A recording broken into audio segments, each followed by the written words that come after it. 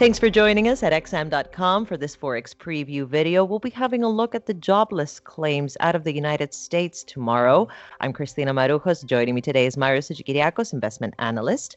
So, Marios, it's another relatively busy week in the United States, as tomorrow's jobless claims will tell us how quickly unemployment is rising, and consumer confidence numbers will give us a sense of how badly the consumer has been hit.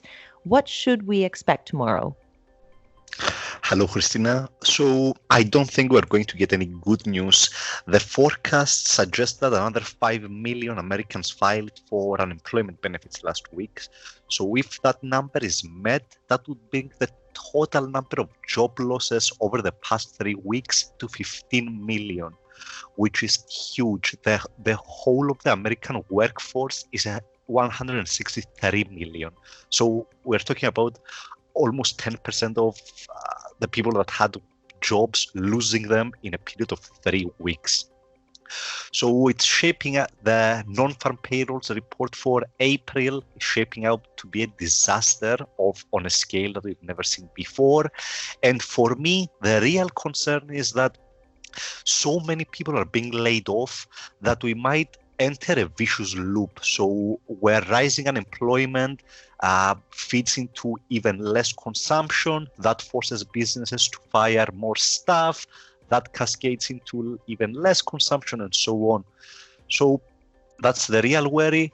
And as far as consumer confidence numbers, we're expecting a sharp drop, which would confirm what we already know, that consumption is going to fall off a cliff.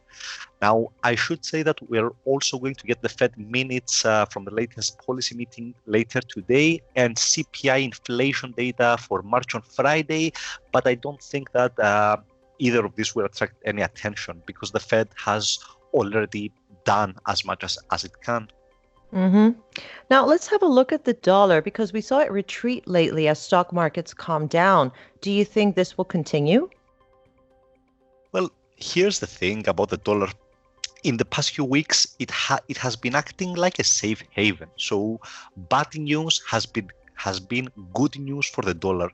And we even saw that last week. Last week, initial jobless claims disappointed in a big way, and yet the dollar managed to gain after that, which shows you that when the going gets tough, what everyone wants to hold is dollars.